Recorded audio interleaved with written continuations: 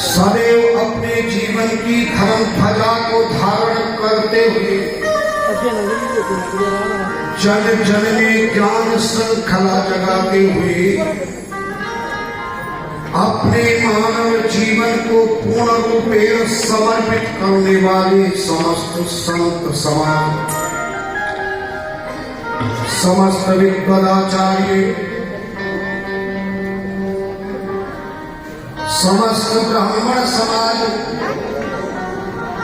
परम पुनीत वेला में परम पावनी कल्याणकारिणी दुख निवारण कामनादायी शिव महापुराण की कथा का श्रवण करने वाले समस्त परम प्रिय भक्तों, मेरी मातृ शक्ति स्वरूपा, धरणी स्वरूपा, सुता स्वरूपा, धर्म स्वरूपा, शक्ति स्वरूपा, भक्ति स्वरूपा,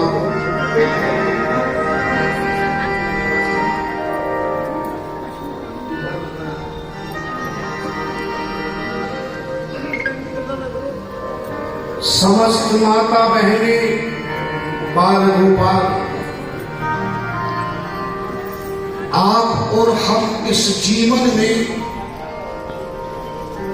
इस मानव जीवन का वह फल प्राप्त करने पधारे हैं कि बड़े बड़े योगी, तपस्वी, पंडित, पुजारी, साधकों को भी ऐसा समय प्राप्त नहीं होता। भले तुमने जीवन में कितना भी सत्संग किया हो, पर जितने भी यहाँ विद्वान बैठे हैं, आप बैठे हैं, जरा ज्यादा बताना, कभी ऐसा सत्संग सुना कि ना घरबार हो, ना परिवार हो, ना कारोबार हो, ना भोजन बनाना पड़े, ना नाश्ता बनाना पड़े, केवल कथा के अलावा कोई दूसरा काम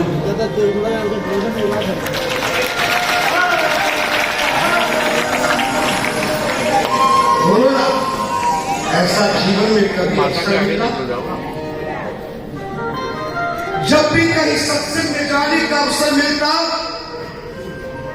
या तो जाते ही नहीं, और जाते तो आपके घर परिवार की याद ज्यादा, कथा की याददाश्त कम। आप भी भैया आगे निकल जाओ, आप भी आगे निकल। पर आज जीवन में ऐसा परिपूर्णता से आपको प्रयोग, सहयोग,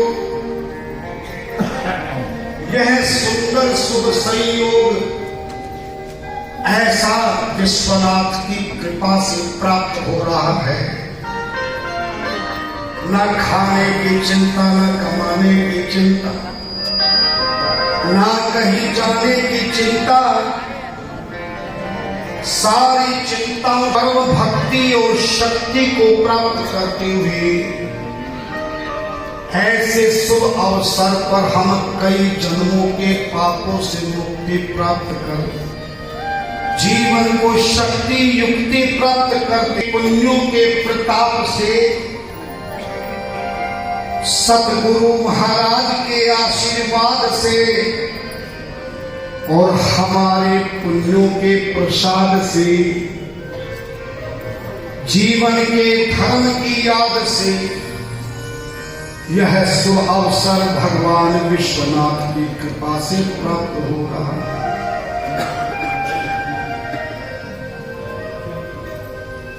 काशी नगरी जैसी में बैठकर, गंगा के तट पर बैठकर इस नगरी की परिक्रमा करते हुए हम बड़ा सुंदरता से निर्भय होकर,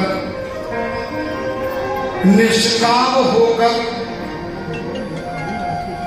आजाद होकर हम इस कथा का सुनने का 9 दिन का आयोजन हम प्रारंभ कर रहे हैं।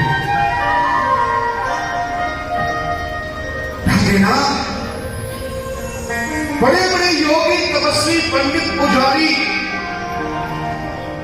जिंदगी में न जाने कितना पुण्य कमाते हैं,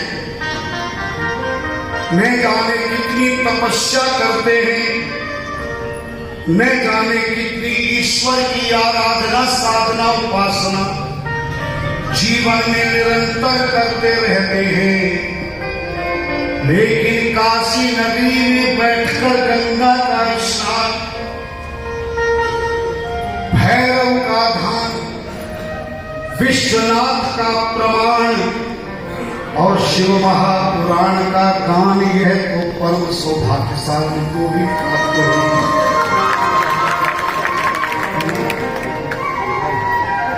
और ऐसी कथा, हर कथा में जाओगे तो कुछ खर्च करना पड़ेगा, लेकिन यहाँ तो खर्च का मामला भी नहीं है। खुद विश्वनाथ ने अपना खजाना तुम्हारी सेवा के लिए खोल दिया है। फिर भी यह सब प्राप्त होने के बाद भी इस अवसर को हमने समय यो ही गवा दिया। केवल गंगा स्नान खाना और हम केवल भूलते हुए अपने जीवन को घुमाते हुए झुलाते हुए सांसारिक ध्यान से लगाते हुए ऐसा जीवन अगर समय हमने छोड़ दिया तो दोबारा ऐसा समय प्राप्त होगा क्या? बोलो, नहीं बोलो? धाम वाले महाराज गूंगे व्यक्ति को भी बुलाकर छोड़ते हैं। हाँ, सही कहा। देखो अभी संस्कार चैनल पे आपकी कथा, हमारी कथा इनको सुनी। अभी 17 दिसंबर 25 दिसंबर वो महू के जिन्होंने कथा कराई हमारी, वो भी इस कथा में पधारे हैं। और महू के और भी भक्त यहाँ पर पधारे। इधर हाथ खड़े करके बता रहा हूं, वो वाली ये महू इंदौर के भक्त हैं जिन्होंने कथा कराई। उस नगर में एक गूंगा व्यक्ति 11 साल तक बड़े इलाज के बाद भी नहीं बोल पा रहा था। केवल हमारी बातों का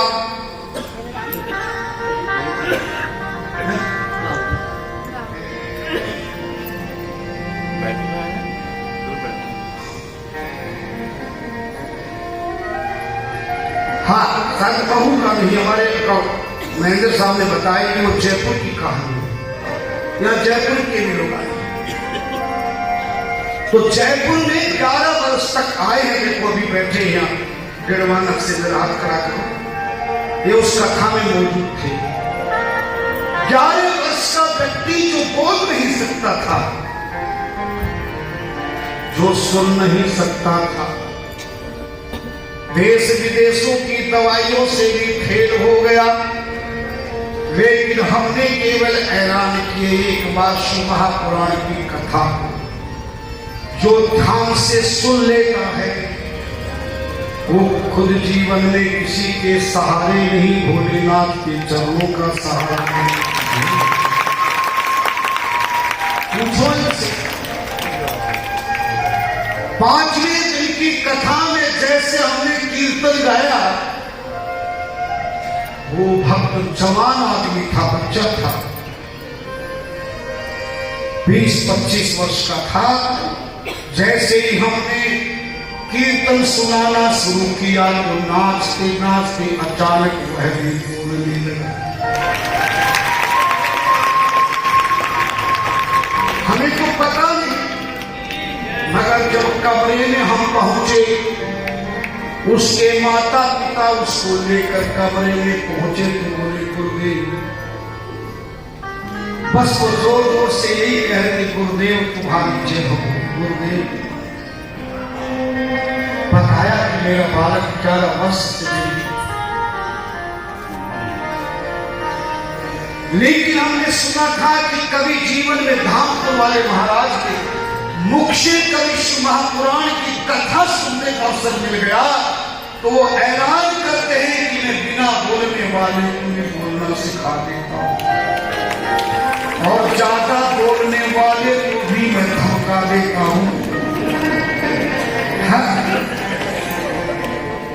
नहीं बोलना भी रोग है और ज्यादा बोलना भी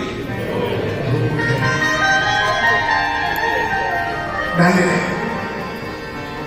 ऐसा सुंदर अवसर हमें प्राप्त हुआ और फिर भी हम कथा का आनंद ना ले सके तो उससे बड़ा दुर्भाग्यशाली कोई दूसरा नहीं। आइए हम कुछ आपको बताएं। उससे पहले आज मैंने शोभा यात्रा में जाते जाते विश्वनाथ भगवान के ऊपर एक छोटा सा प्रार्थना पत्र